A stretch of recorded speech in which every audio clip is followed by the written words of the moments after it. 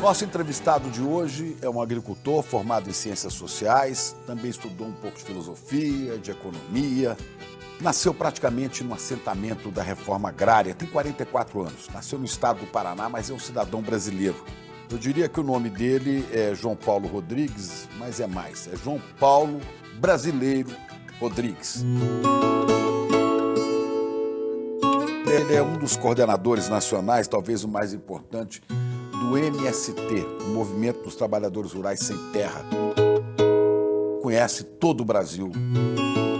Todos os assentamentos onde só o MST tem mais ou menos 2 milhões de pessoas. O MST, que é dos movimentos mais importantes que o Brasil já produziu, em termos de movimentos civis da sociedade, assim considerado pelo grande filósofo, cientista, Noam Chomsky, nos Estados Unidos, que diz ser o movimento mais importante do planeta, como também dizia José Saramago, como dizia Darcy Ribeiro, diz Chico Buarque de Holanda e Caetano Veloso, muitos outros nomes de intelectuais que veem no MST uma luz de esperança para o povo brasileiro no fim do túnel. Mas é um movimento cercado de polêmicas, de controvérsias, atacado duramente pela direita no Brasil. Está destruindo os valores da família e a vida. O MST beneficia políticos comunistas como muitos que estão aqui. É sobre o movimento e o seu coordenador nacional que nós vamos falar agora.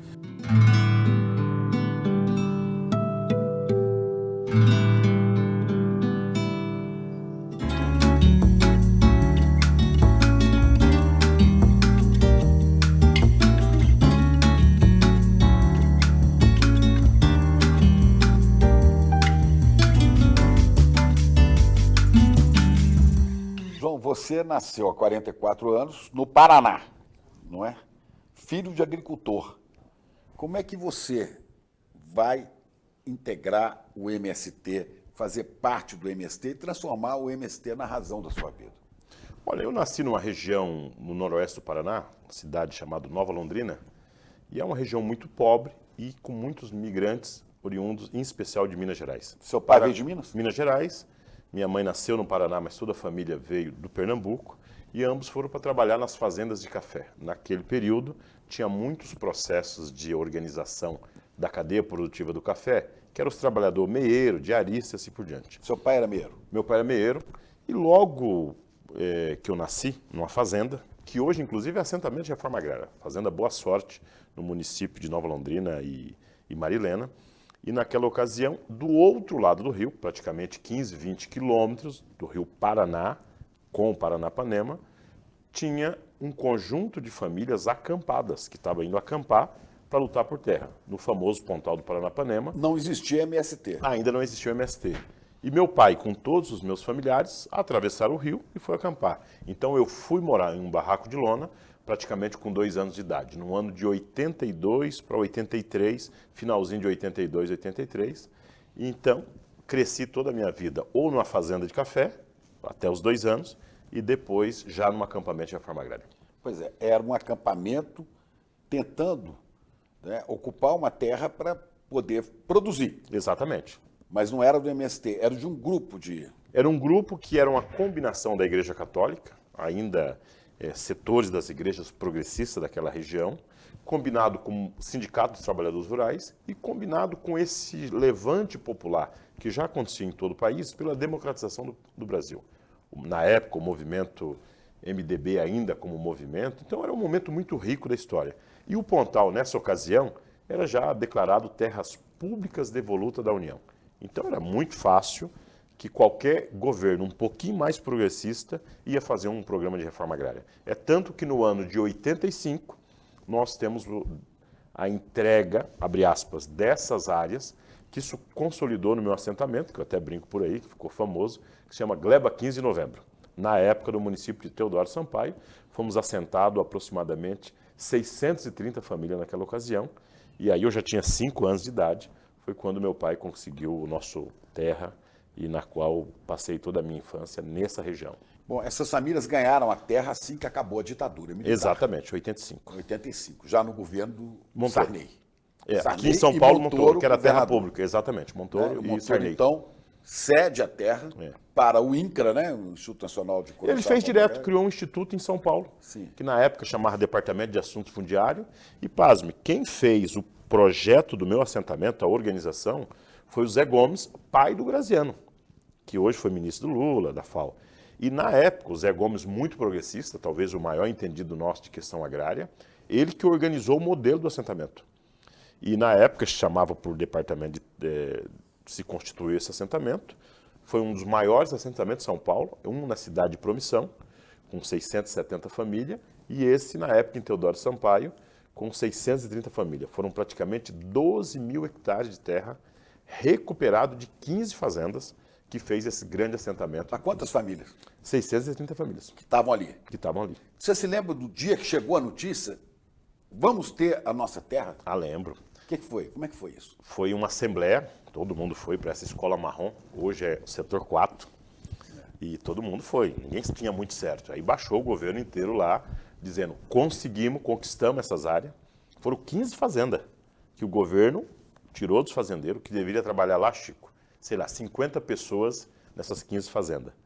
E o governo assentou 630 famílias, que mais ou menos dava naquela ocasião 2.500 pessoas que foram beneficiários. E foi muita festa, porque O governador foi lá? o governador foi Franco Montoro. o Franco Montoro, e foi muitas personalidades da época, né? Eu me lembro, achei de figuras importantes, muita polícia, aquela carrão preto veraneio, fazendo segurança para as autoridades.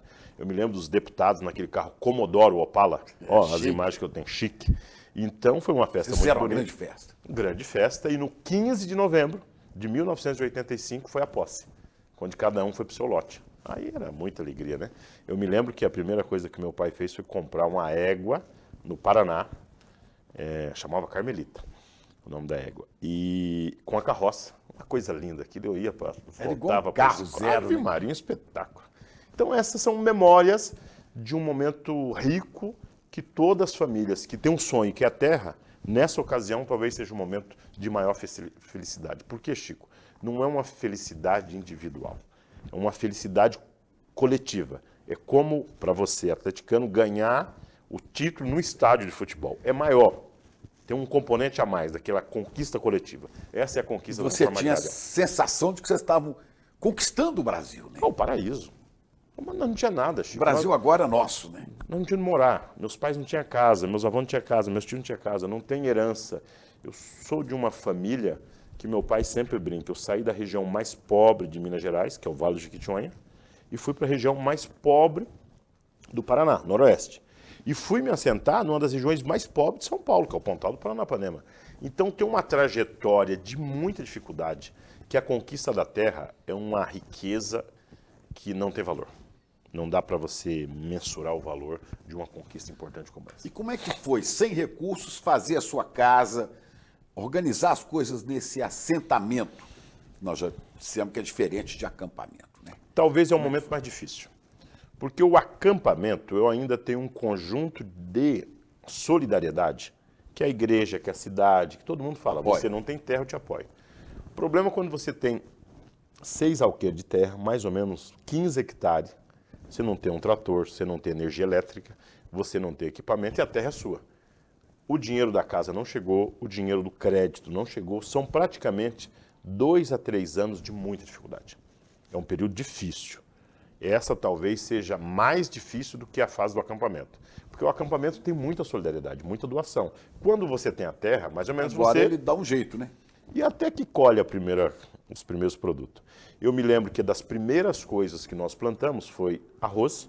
Produziu muito arroz sequeiro nessa região. Depois plantamos...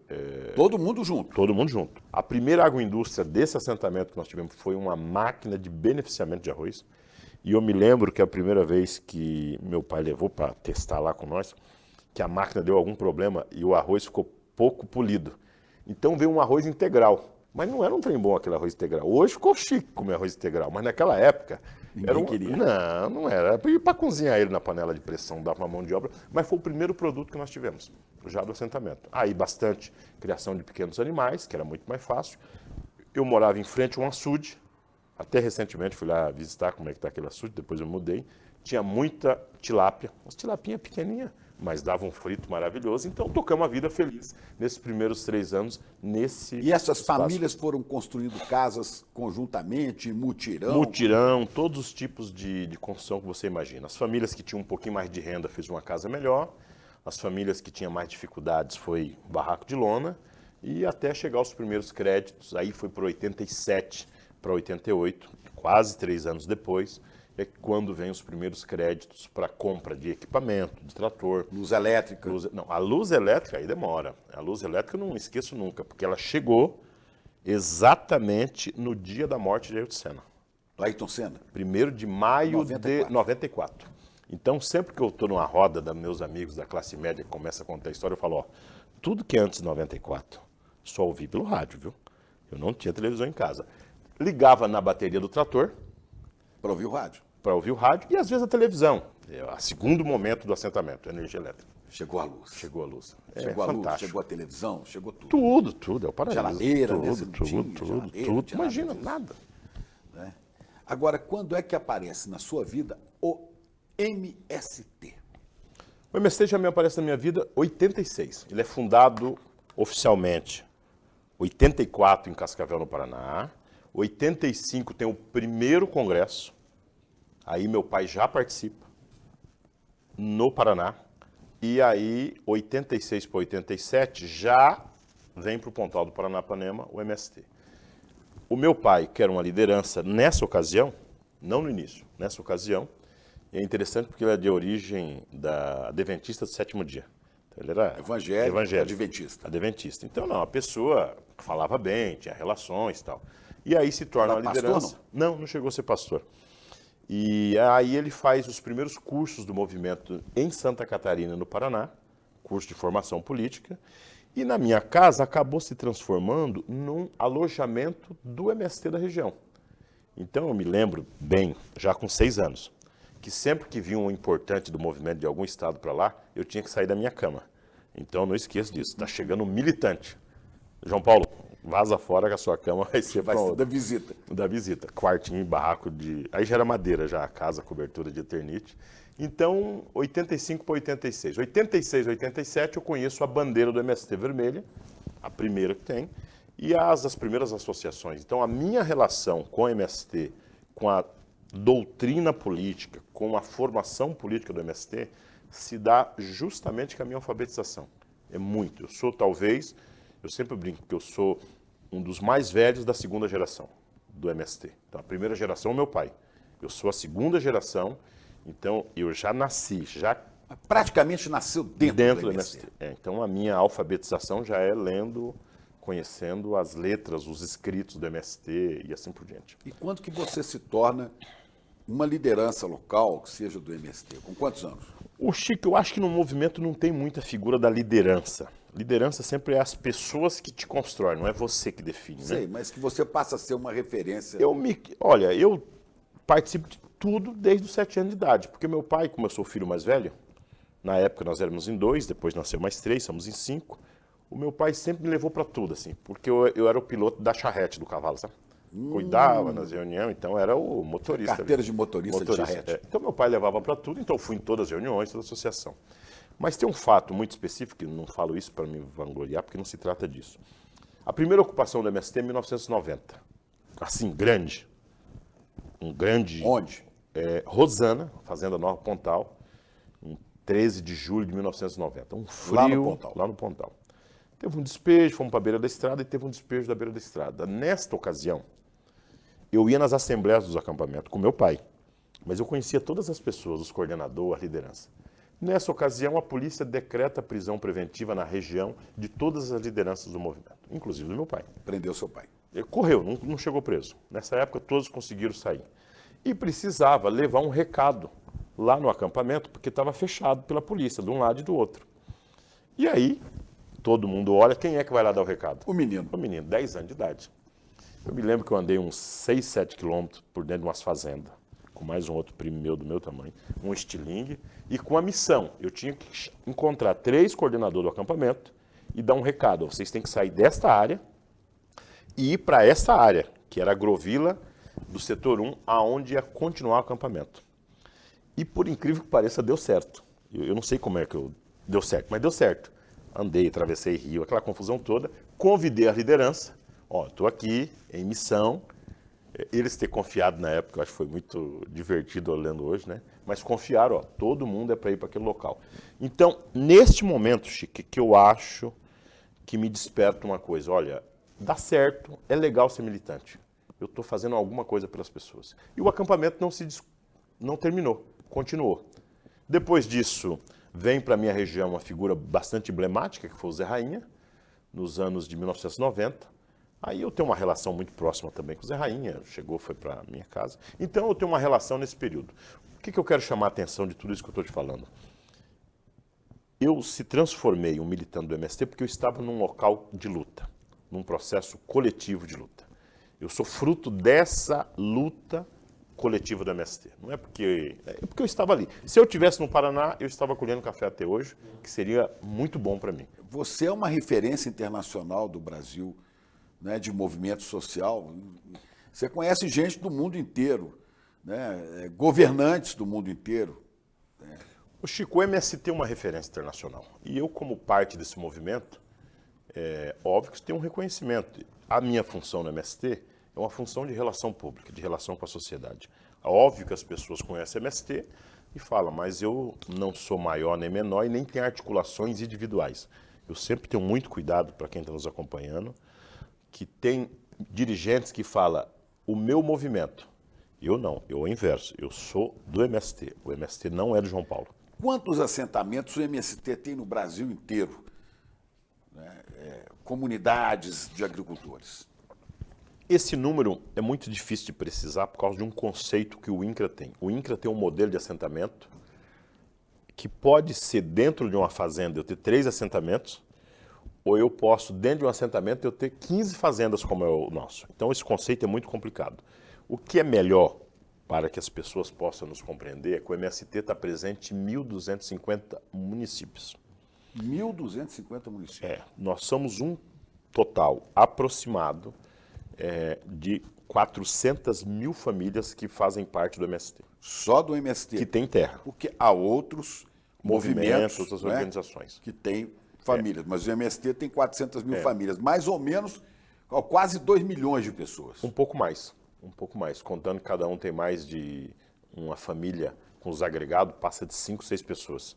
Quer dizer, 2 milhões de pessoas, certamente. Certamente. Seriam 2 milhões de pessoas que, se não tivesse essa terra, estariam nas favelas do Rio, São Paulo, Belo Horizonte. Exatamente. Né, que teriam que migrar para a cidade grande, né, e serem descartados como lixo. Ô Chico, fora isso, nós temos um total de 1 milhão de famílias assentadas, parte deles estão na Amazônia Legal, parte deles são de outras organizações, e tem mais um número de quase 100 mil famílias que ainda não têm terra.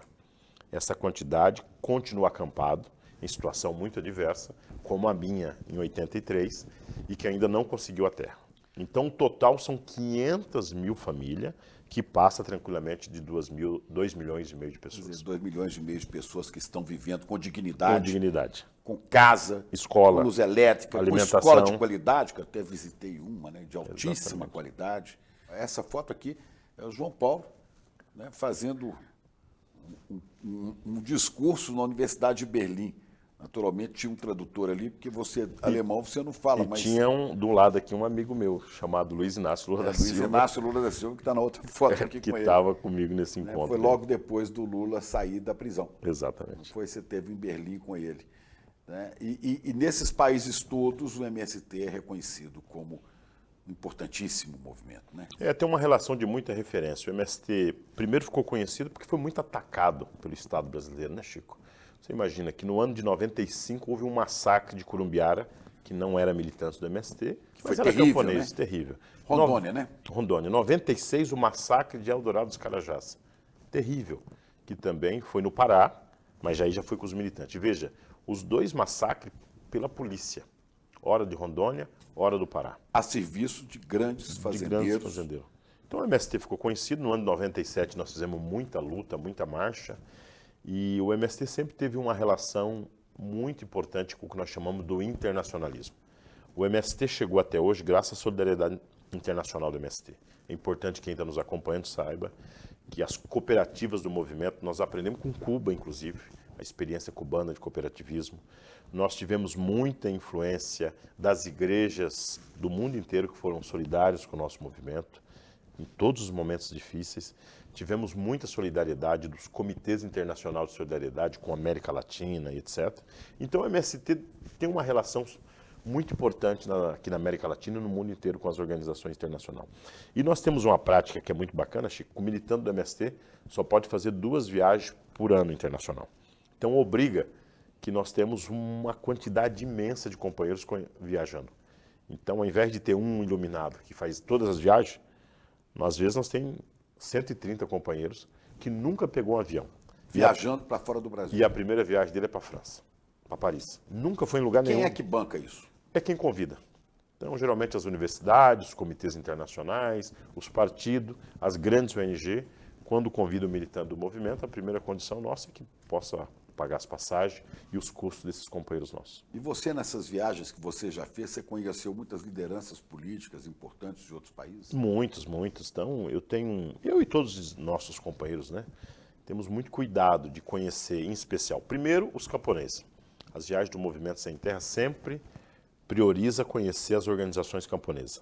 Em outros países? Em outros países, por exemplo. Eu me lembro que eu fiquei quase um mês fazendo um intercâmbio na Alemanha, e o intercâmbio meu principal foi conhecer as 2 experiências da Alemanha comunista e a Alemanha ocidental, capitalista da época, e foi conhecer as 2 experiências de cooperativismo, como é que a agricultura...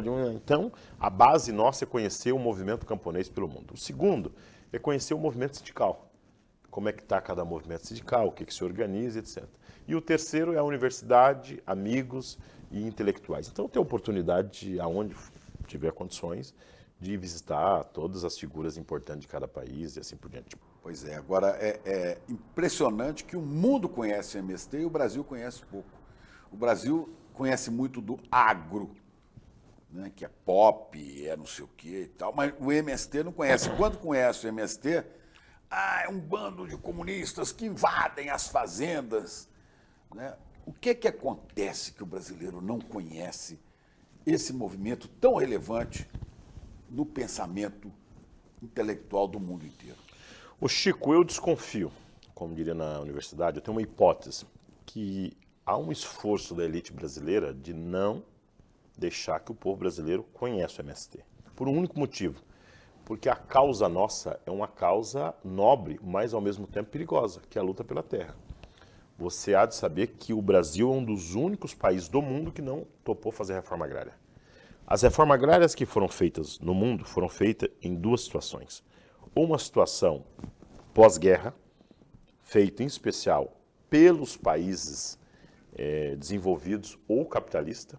Se você pegar a Segunda Guerra Mundial, praticamente todas as reformas agrárias se deu nesse bojo, feita inclusive pelos Estados Unidos, que impôs a reforma agrária por onde passou. Distribuir a terra. Distribuiu terra, porque eles fizeram lá, os americanos fizeram, como condição de resolver o problema da indústria, gerar produção de matéria-prima, desenvolver o interior e gerar emprego. Ou seja, a elite, quando pensa, olha a reforma agrária por isso. Mas quando a elite é muito gananciosa, ela quer a terra para ela não dá emprego. As 2 na América Latina. As 2 na América Latina, a Paraguai e a brasileira. É os 2 atrasos.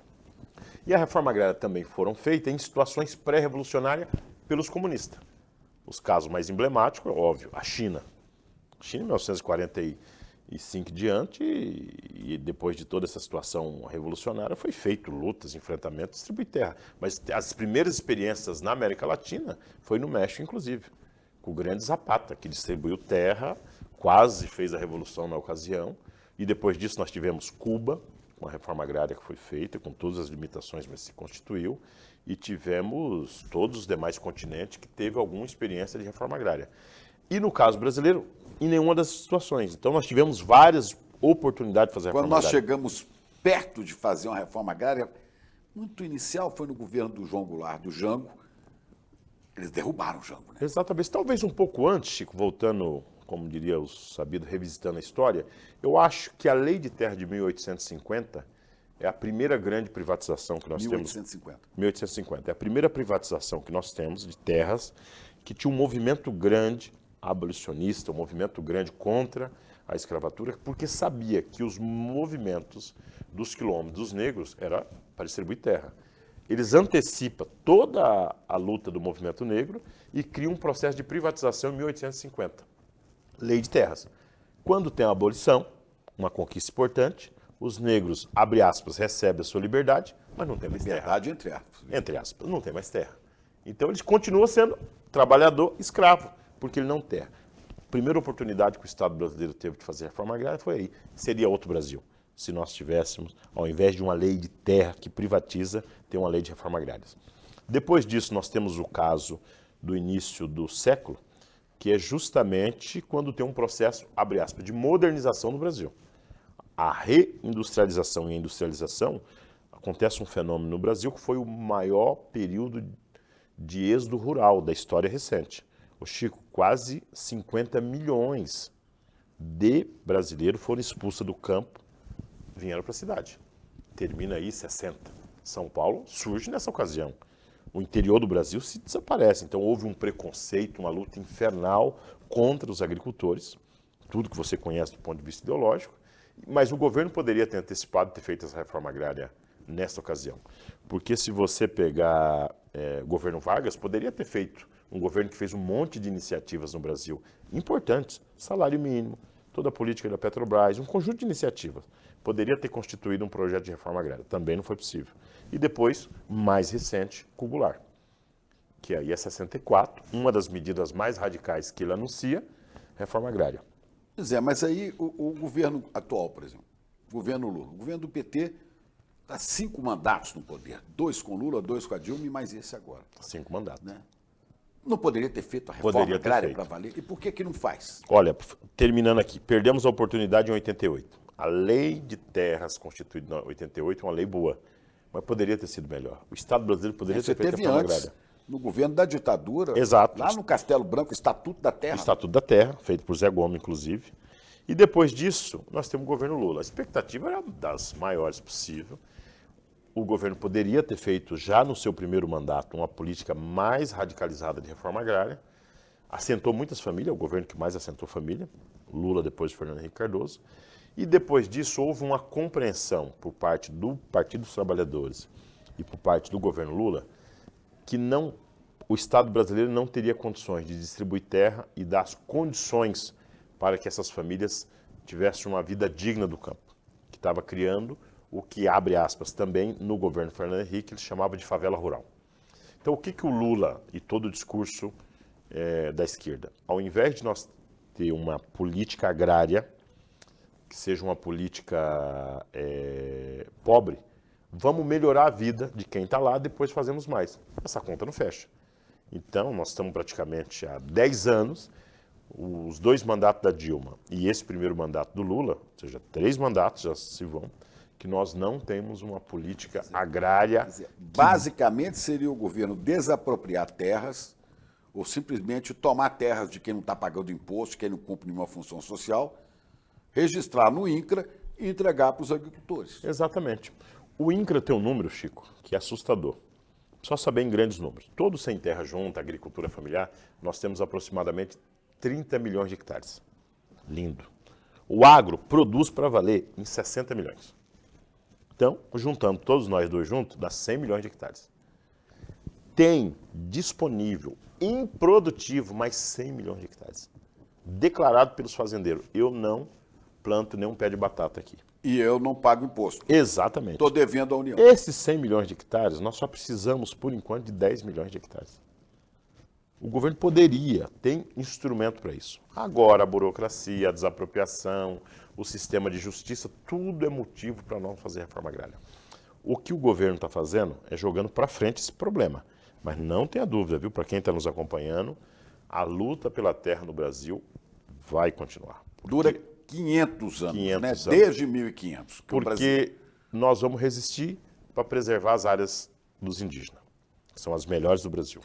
Nós vamos lutar para que os quilombolas tenham direito à terra. Afinal de contas, são 300 anos de escravatura aqui no Brasil. Nós não podemos aceitar que não tenha esse reconhecimento às terras quilombolas.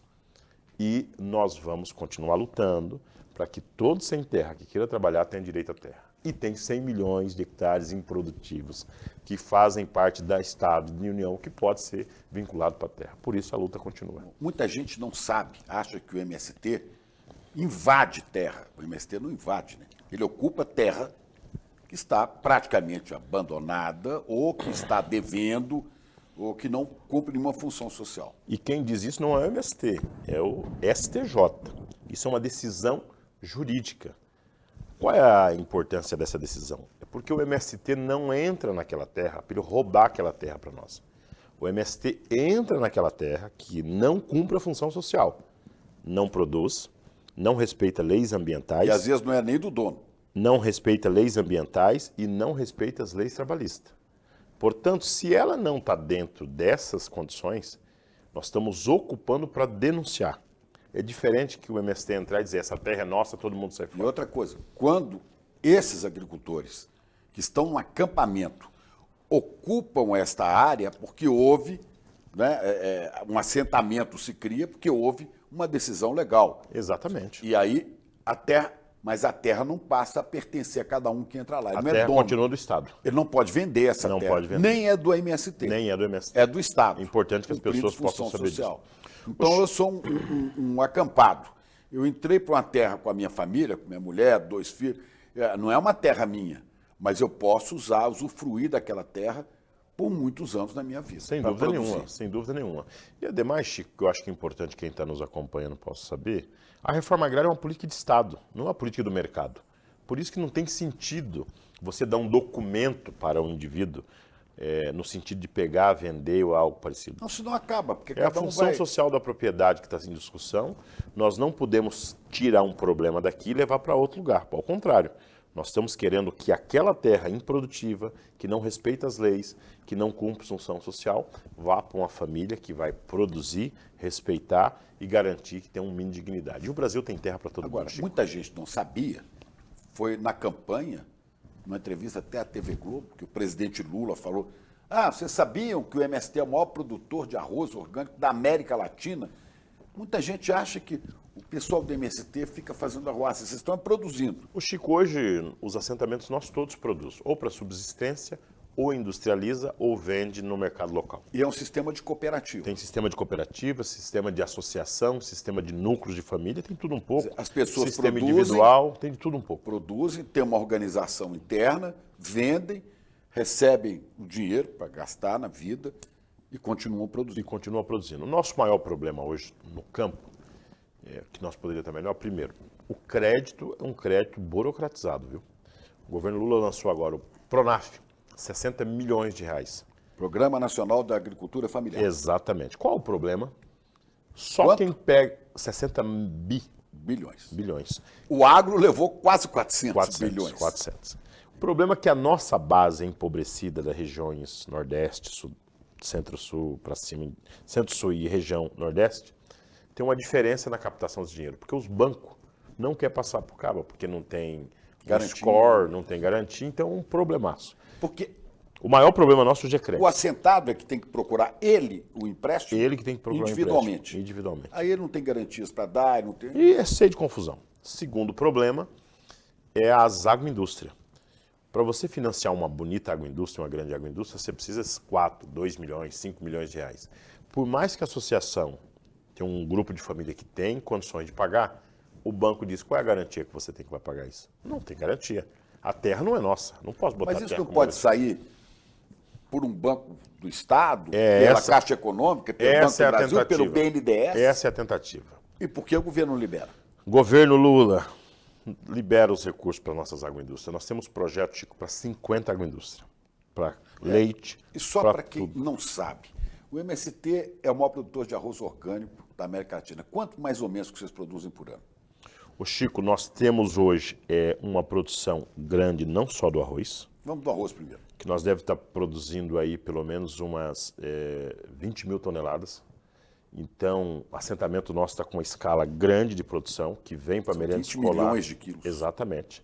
Sendo produzido tanto para as agroindústrias do Sul, como em outras regiões do país, sendo levado para a produção de alimentos, etc. Nós estamos com uma produção muito grande de leite. A produção de leite diária nossa está em 7 milhões de litros dia. Dia. Dia.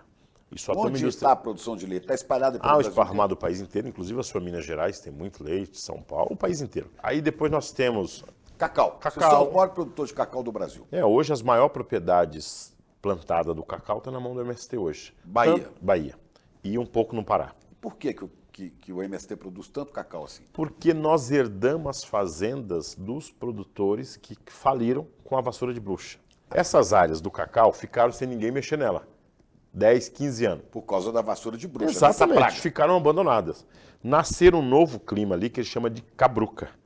Essa cabruca é a mistura de árvores nova com a Mata Atlântica, um novo sistema agroflorestal que combateu a vassoura de bruxa. E nós fomos lá e recuperamos essas áreas. Foi um combate biológico, a Um própria combate natureza. biológico. E estamos produzindo e plantamos muito mais cacau agora. Nós temos pelo menos todos os assentamentos da Bahia que estão com café ou cacau com uma alta produtividade. Café vocês produzem muito no Espírito Santo. Espírito Santo, Minas Gerais, Paraná e Bahia. São os 3 estados. A comida que está na mesa do brasileiro, boa parte dela vem de assentados da reforma agrária. Exatamente. Boa parte, Boa. praticamente toda, né? Ela vem toda da agricultura familiar, que se divide os pequenos agricultores, médio e dos assentamentos de reforma agrária. País Porque inteiro. o agro, o grande agro, pesado na balança comercial, não sei o quê, né? Na 5 forma- produtos: cana-de-açúcar, etanol e etc., boi, soja, soja, um pouco de milho e celulose. é que o agro O agro produz. É a base da produção deles, são esses. Mas emprega um pouquinho assim de gente. Ah, sem dúvida nenhuma, nem se compara. Ocupa um território enorme. Todo. Desagrega o meio ambiente. Ah, nós temos 3 problemas que o agro está produzindo que vai ser difícil de recuperação. Desmatamento, continua desmatando. É o agro. Ah, mas não é o agro, quem faz isso é violento. É a turma deles, é os primos, os cunhados deles, não tem nada a ver com o nosso povo. Então, o agro quem fez esse processo. Segundo problema, os problemas ambientais produzidos pelo agrotóxico, que é tão grave como o desmatamento. O agrotóxico vai trazer problemas profundos para a saúde do nosso povo, Chico. Anota aí que isso é grave. E o terceiro problema é uma lógica de produção de agricultura sem ter gente. Se você for no norte de Minas Gerais, a região norte e noroeste, não me falha a memória, a região que vai para Barreiras, você anda 100 quilômetros, Rio São Francisco, Vale de São você anda 100 quilômetros que não vê uma casa. Então, uma agricultura sem gente. Então, ela Só não gera terreno emprego. desmatado, cerrado desmatado. Exatamente. Então, nós temos problemas profundos. E vocês têm estudo para equilibrar isso, os assentados do MST? Nós temos estudo que, para nós construímos ao longo do último período, que nós temos imediatamente, como MST, nós temos que plantar pelo menos 1 milhão de hectares de árvore. Estou falando em 400 milhões de árvores que o MST tem que passar pelo próximo período para dar um equilíbrio nas nossas áreas e na natureza como um todo. Agora você veja, o agro produz isso tudo e é uma riqueza para o país, mas os donos do agro não pagam nem imposto. Nem E imposto, muitas não existe. vezes ocupam terras que Nenhum não dos pertencem impostos, a porque eles. para exportação tem a Lei Candir, Mas e no os- imposto da terra e terra que não é nada. Mas vocês do MST produzem cacau, produzem arroz e pagam imposto. Claro, não tem dúvida. Ô Chico, a outra medida que nós estamos tomando é a produção de bioinsumo. Se eu não tenho um adubo, se eu usar o adubo químico, o agrotóxico, nós vamos reproduzir um agronegocinho envenenado. Então nós temos que plantar árvore e produção de bioinsumo. A terceira iniciativa nossa é construir com parcerias fábricas de mecanização agrícola de pequeno porte. Eu não posso comprar um trator e não devo. Trator muito grande, que não vai resolver, caríssimo. Mas eu preciso ter uma tecnologia de mecanização agrícola que me permite um plantio e uma colheita agroecológica que a pessoa possa avançar na sua produção. E por último, eu preciso de agroindústria. O modelo nosso tem que ter agroindústria para beneficiar esse leite, esse cacau, o açaí, o trigo, que nós temos produção de trigo, do milho, do feijão, e para que ele chegue no mercado com um preço menor e com a embalagem mais sofisticada que aguenta Vocês já a estão dificuldade. produzindo coisas com embalagens sofisticadas Muito, que eu vi. muito, mas- Sucos integrais de uva, de laranja. Mas bem menor do que nós temos possibilidade. Quem apoia? A universidade no Brasil apoia? Nós temos parceria com muita universidade, com os governos estaduais em determinados estados. A própria Embrapa tem sido parceira do MST, estamos tentando construir na pesquisa, estamos tentando construir parceria com o Sistema S como um todo, para ver se eles ficam um pouquinho mais popular do que eles têm sido. E temos feito um esforço de construir parceria com equipes de ONGs, de agrupamento, porque precisa de uma força-tarefa, Chico, muito grande para você produzir nesse país com escala e com qualidade. O MST, nos próximos 5, 10 anos, nós seremos, não precisa ter dúvida, uma das maiores organizações que produzem alimentos agroecológicos no mundo. Não é só no Brasil. Porque nós temos a maior fazenda que produz, são 10 milhões de hectares. Para que isso aconteça, nós precisamos ter esse conjunto de iniciativas. E tecnologia, né? Tecnologia, insumos, mecanizações, o forte na área de plantio de árvore. Nós queremos apresentar na COP30 um modelo de funcionamento da agricultura que seja diferente do que o agro fez. Por que é diferente? Porque vai ter gente, ele é social, com renda, que é o principal, que terá produção de comida e, por fim, agroecologia, plantio de árvore e o cuidado com a natureza. Isso é fantástico para qualquer processo de desenvolvimento. O Brasil não conhece isso. O Brasil não conhece o MST, convido vocês que estão nos acompanhando. O MST é ruim de marketing, hein? Vocês são ruins de publicidade, de marketing? Nós somos agricultores, Chico. Os agricultores vivem produzindo. Eles não conseguem, tem por um monte de dificuldade, ser bons comunicadores. E o MST, por ser de agricultor, o cara gasta o tempo dele produzindo. Então nós teríamos que ter uma turmada grande que gaste o tempo para poder se comunicar. Nós estamos incentivando, inclusive, para ter os nossos, eu brinco por aí, agricultores e agricultoras de influência. Porque na medida que você tiver um grupo grande, vai mostrar mais coisas. E hoje, a política de comunicação do MST também, né? Poder fazer um pouco maior. E hoje é mostrar nas redes digitais, né? Exato, por isso que eu falo. É mostrar no Instagram, é mostrar no Facebook, todas essas redes, mostrar o que a MST está fazendo. E ter um pouco de cuidado do movimento, porque como nós fomos muito perseguidos, um pouco de segurança. Então o movimento sempre fica inseguro. O que é bom nós ficar fazendo propaganda ou não? E o MST tem também como parte dos seus valores não ficar muito eu me amo, veja como eu sou lindo, olha a minha produção. Sabe aquele negócio do deputado que mostra ele o dia inteiro? Então nós achamos que isso é um processo coletivo, que é uma pena, mas que não basta eu ficar mostrando todo dia as coisas que eu estou produzindo. Tem um esforço de nós levar essa informação para a sociedade e graças à figura como você, que ajudou a popularizar o MST, porque você foi conhecer e viu como é que é a produção.